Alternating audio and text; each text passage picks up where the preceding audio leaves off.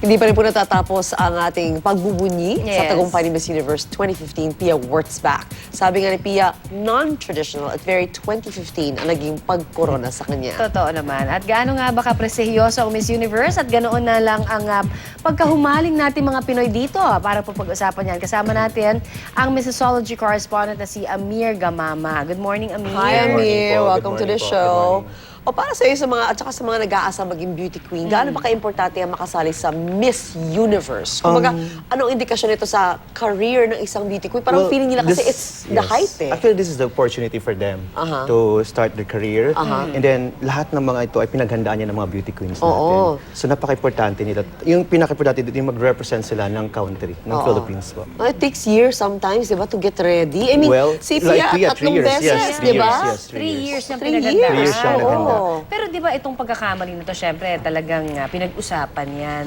Has this happened before? Well, for the major pageants, as far as naalala ko, wala namang ganon. Walang ganon. Ganun ka-major na mistake. Major pageants such as Miss Universe, Miss World, Miss Earth, Miss International. Nakita ko lang sa Facebook nangyari siya sa Mrs. World 2006. But it's not even a major pageant. It's not a di ba? major It's not a pageant. major It's not a pageant. major Oo. pageant. So, at least itong pageant na ito, kaya nga pinag-usapan at hindi talaga makakalimutan sa history ito. Naman, Yeah, di ba? opo. Nasa history books na ngayon si Pia Wurtzbach, Yeah, which is great. definitely. Di ba? At yung paano niya nakuha, yun That's ang hindi true. makakalimutan. Pero sinasabi nila na marketing ploy lang itong pagkakamali dahil si Miss Australia was saying that in the prompter, kitang-kita naman nila na Miss nakalagay Philippines, take your doon. ano na. Oo. As far as I see it, definitely hindi siya marketing. Because Miss Universe is Miss Universe. Kilala na yan eh. So, siguro yung nangyari, it's an honest mistake. Oo. So, nakita mo naman kung gaano siya nag-apology si Steve Harvey. At saka yung pagpasok niya back to the stage, Back to the stage, kitang-kita mo, yes. Makikita lumuluha mo, siya. lumuluha siya. Then he was really honest about it. That's Sincere. right. Napaka-sincere niya po. At saka being a host, di ba, ourselves, hindi natin, we won't stake our career Of course. para lang oo. sa, di ba, sa And you isang wouldn't event. want that for anyone. Kahihiyan yun forever. Oo, kahihiyan yun, I kahihiyan doubt. Pero yung kahit ng dating co-owner, na hindi na ngayon owner, no? Na si Yeah. Donald Trump dahil sa nangyaring pagkakamali sa kompetisyon, dapat daw maging co-winners na lamang sila Miss Philippines at Miss Colombia. So, masasabi mo rito, is that even possible? Kasi Well, hindi naman siya Mrs. Universe, I mean, I think, Mrs. Universe. for me, it's not fair. It's really unfair. And then, this would not be the right thing to do. Nagkamali na, tapos gawa ko pa ng iba pang mali. Pagkakamali, Yeah, so oo. it's not the right thing to do. So, it's unfair in the side of Pia, especially because alam naman din lahat na siya talagang nananalo. Correct. So, parang hindi yata tama na gawin yun. Oh, not everybody should suffer, kumbaga, sa mistake of one Oo, man, hindi. di ba? And for me parang it's not a good indication. At saka magiging yung credibility ng pageant, medyo mababawasan yan. Oo, definitely. Yung sabi nung isa sa mga judge nga na si Perez Hilton, sabi niya, unanimous na naging decision nila, si Pia talaga ang gusto nilang manalo as correct. Miss Universe. Correct. Talagang ano yan, kinumpirma niya, hindi ba sa interview sa kanya. Pero sa tingin mo, ano ba talaga yung nagpapanalo kay Pia? Ang dami kasi natin nakita, di ba? Yung lakad, perfect. Yeah. I think nag-stand out talaga yung ganda ni Pia. Yung preparation niya for, sabi niya nga, 3 years eh. Yes. Yun yung nagpanalo sa kanya. Yung ganda, yung tindig niya. Talino, of course.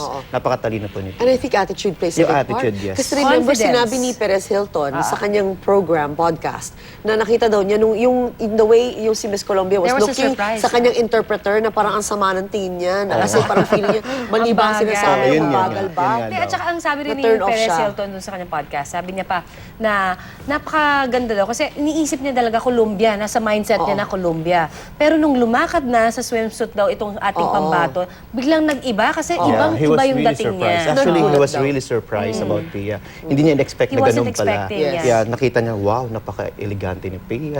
Ganon. Sobrang ganda, class daw. And then, may sinabi siyang word na fierce. Yeah. Napaka-fierce daw. ni Pia. Napaka-fierce, yes. Yung mga benefits, ito, pag-usapan natin, Okay. alam naman natin. Gusto ko malaman kasi kung mapikikip niya yung corona, kung di ba, yung mga Anong perks? What can she have? Basically, beyond media attention, meron silang tinatawag na year-long salary as a Miss Universe. Pero hindi kasi sinasabi kung magkano yun. Then, syempre, they will live in a luxury accommodation in New York City. Isa yun sa mga Yes, peers. Then, yes. she will be receiving various wardrobes from different sponsors. Ooh, And of branded course, siguro yung mga yun. kasama na doon yung what do you call this, yung scholarship niya sa isang modeling agency. Contract, Meron siyang contract siya. tinatawag na modeling portfolio. Okay. Yun.